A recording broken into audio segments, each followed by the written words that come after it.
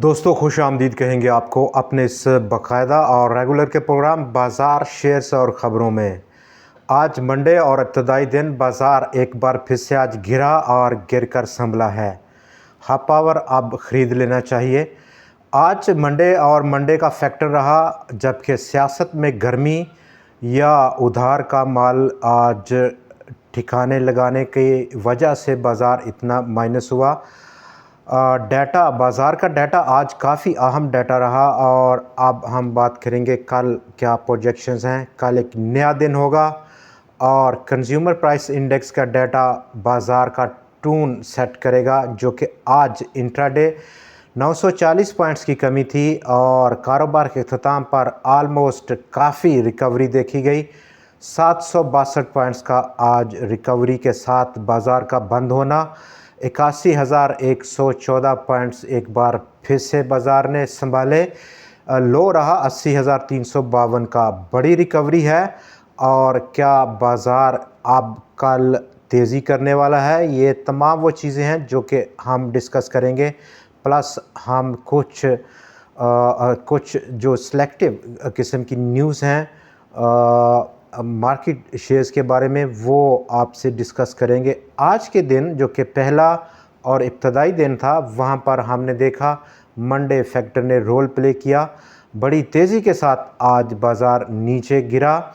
Almost बाज़ार की opening काफ़ी एक नेगेटिव किस्म के नोट पर हुई, 80,352 पॉइंट्स का लो। लेकिन कारोबार का अख्ताम आज बाज़ार ने कुछ रिकवरी के साथ किया है।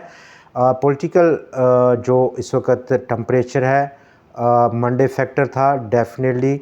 और जो बाज़ार का डाटा है आज वो बहुत मायूस कुन रहा। वॉल्यूम्स काफ़ी हद तक गिरे हैं आज।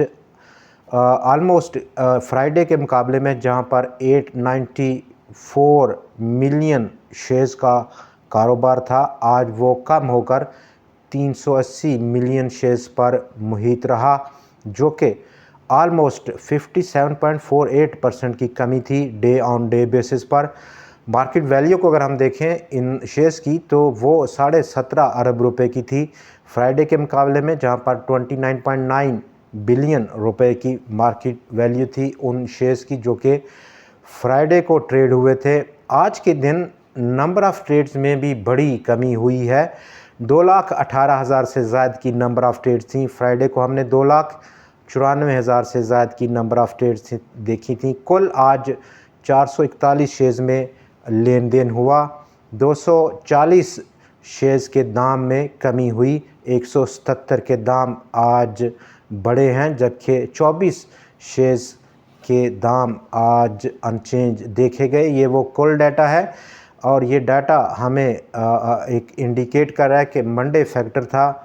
मार्केट में सरमायाकार आज साइडलाइन रहने को उन्होंने तरजीह दी और तमाम जो फील्ड है वो खाली छोड़ी, जो कि एमेच्योर इन्वेस्टर से, ट्रेडर से, उनके लिए उन्होंने भरकर माल आज फ़रोख्त किया। और उसकी सबसे बड़ी वजह रही मंथ क्लोजिंग, महीने का आखिरी दिन था और तमाम ब्रोकर्स अपनी जो उनकी अकॉर्डिंग टू द लॉ है एक सफिशेंट मार्जिन उनको दरकार होता है क्लोजिंग के लिए, और उसको पूरा करने के लिए तमाम उधार का माल आज छोड़ना पड़ा उन ट्रेडर्स को जो कि उधार के माल पर काम करते हैं। ये वो बुनियादी वजह थी आज के दिन जहां पर बाज़ार एक बड़ी डिप लेकर और कारोबार के अख्ताम पर रिकवरी के साथ बंद हुआ है। क्या ये रिकवरी जो कि आज देखी ये टेम्परेरी है या परमानेंट है? कल के दिन अगर हम देखें तो कल बाज़ार का टून सेट करेगी कंज्यूमर प्राइस इंडेक्स का डाटा, जो कि कल एक्सपेक्टेड है। और 8% की हमारी तवक्कुआत हैं, 8, 8.5 या कम से कम 7.5% की, 1% की रेंज में ये फिगर देखा जा सकता है। और उसका इफ़ेक्ट बाज़ार पर उन सेक्टर्स पर ख़ास तौर पर जो कि साइक्लिकल सेक्टर्स हैं काफ़ी अच्छा रह सकता है। आज के दिन जहां पर हम देखें banks, power sector, IT, cement और स्टील बहुत बड़ी गिरावट के ज़िम्मेदार थे। फर्टिलाइज़र और एग्रो E&P सेक्टर ने आज मुस्बत रुझान दिया। अपसाइड जो एक्सपेक्टेड है अब आज की इस हैमर लाइक कैंडल की, और अपसाइड हम देख सकते हैं कल के दिन 81,600 या मैक्सिमम 700 पॉइंट्स की रेंज बाज़ार दिखा सकता है। दूसरे नंबर पर अगर हम ग्लोबल व्यू को इस वक्त व्यू करें, वहाँ पर एशियन सेशन में कुछ मिक्सअप बिहेवियर देखा जा सकता है, जैसे कि जापान की मार्केट्स आज काफ़ी मुस्बत हैं, लेकिन उसके साथ साथ इंडिया आलमोस्ट 1.5% की कमी के साथ उसके बाज़ार आज बंद हुए हैं, जबकि US फ्यूचर इंडेक्सेस में कमी देखी जा रही है। और फ्राइडे को almost all time high post किया डॉ जोन्स ने, जो कि एक बड़ी प्रॉफिट टेकिंग की नतीजे में बाज़ार बंद हुआ। एक लंबा अपर साइड विक छोड़ा है फ्राइडे के दिन, और ये पॉइंट कर रहा है कि फ़िलवक़्त हम कुछ मज़ीद प्रॉफिट टेकिंग वहाँ पर देख सकेंगे। US का सेशन, और अब हम बात करेंगे बाज़ार पर, जो कि आज मंडे फैक्टर था। कल का व्यू हमने शेयर किया। इंटरनेशनल मॉनेटरी फ़ंड ने पाकिस्तान की GDP ग्रोथ रेट की जो प्रोजेक्शंस हैं उनको रिवाइज़ अप किया। 3.25% का अब रेट एक्सपेक्ट कर रहा है फिस्कल ईयर। कैलेंडर ईयर 25 जो कि current calendar year fiscal year है उसके लिए इससे बेशतर उसकी फ़ोरकास्ट 3% से नीचे की थी। कोहिनूर पावर और श्रीतो स्पिनिंग मिल्स ने इंज़माम का फ़ैसला जो कि उन्होंने पहले लिया था उसको विदड्रा कर लिया है। पाकिस्तान का रुपया आज 7 पैसे गंवा गया डॉलर के मुकाबले में। द ऑर्गेनिक मीट कंपनी का प्रॉफिट और एनुअल रिजल्ट था 31% की कमी रही प्रॉफिट्स में ईयर ऑन ईयर बेसिस पर।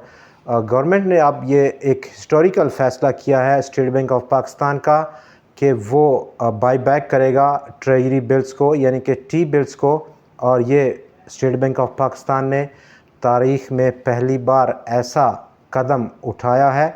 इससे बेशतर ग्लोबल हम जो प्रैक्टिस देखते हैं वो एक लाइबिलिटी मैनेजमेंट की तरफ से एक टूल है central bank across the globe कि वो ट्रेजरी बिल्स को बाई बैक करने की पॉलिसी अपनाते हैं। इनिशियली पहली मद में state bank of Pakistan almost 500 अरब रुपए की बाई बैक करने का प्लान रखता है।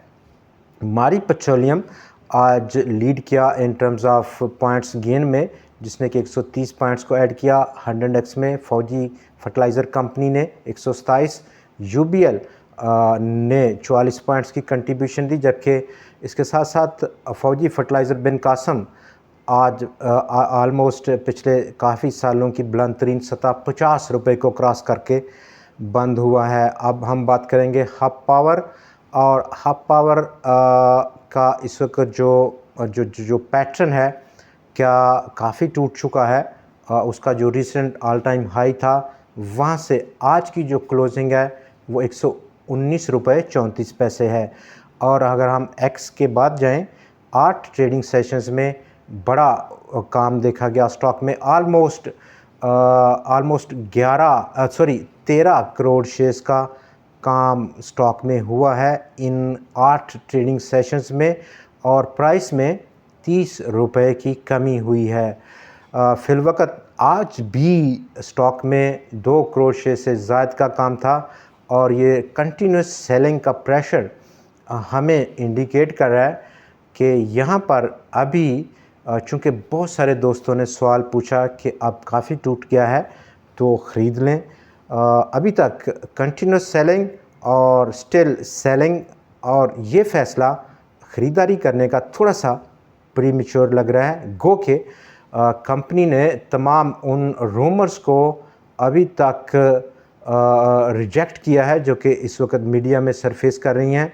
गवर्नमेंट की पॉलिसी और टर्मिनेशन के हवाले से IPPs के कॉन्ट्रैक्ट में टर्मिनेशन रिजेक्ट किया है। लेकिन याद रहे कि हब पावर अब वैल्यू के हवाले से काफ़ी बड़ी वैल्यूज़ को ऐड कर चुका है। इलेक्ट्रिक व्हीकल्स और उसके साथ साथ माइनिंग एक्सप्लोरेशन को कंपनी ने ऐड किया है अपनी अर्निंग्स की, जो उसकी अब स्ट्रीम है वो यहाँ से काफ़ी बड़ी अर्निंग्स की तवक्कुआत हैं इन फ्यूचर, और ये तमाम चीज़ लॉन्ग टर्म के पर्सपेक्टिव है। लेकिन यहाँ पर जहाँ पर ऑलमोस्ट 19 सितंबर से अब तक 30 रुपये की कमी हो चुकी है। स्टिल आज भी 2 करोड़ से ज़ायद का काम था। हाँ, हमें एक गहरी नज़र रखनी होगी जब जब वॉल्यूम्स में कमी नहीं हो जाती, और ये वॉल्यूम्स की कमी हमें इंडिकेट करेगी कि बाज़ार में अब हब पावर की जो सेलिंग है उसमें कमी आ चुकी है। वो सेलर्स जो कि निकलना चाहते थे निकल चुके हैं, और उसके बाद स्टॉक डेफिनेटली एक सपोर्ट लेगा, और वहाँ पर ख़रीदारी करना एक बेहतर और ज़बरदस्त फ़ैसला हो सकता है। उस सूरत में रिस्क अंडर कंट्रोल होगा। फ़िलवक़्त जो सपोर्ट है स्टॉक की, वो हम तवक्को कर सकते हैं 107 या 114 रुपये की रेंज में कहीं सपोर्ट ले सकता है। स्टिल मार्केट एक्शन को फॉलो करना एक बेहतर फ़ैसला हो सकता है ताकि रिस्क अंडर कंट्रोल हो, और जब रिस्क अंडर कंट्रोल होगा तो डेफिनेटली प्रॉफिट्स का आना एक सर्टेन बात होगी। दोस्तों, आज के प्रोग्राम कल फिर मिलते हैं आपसे, देखना मत भूलिएगा।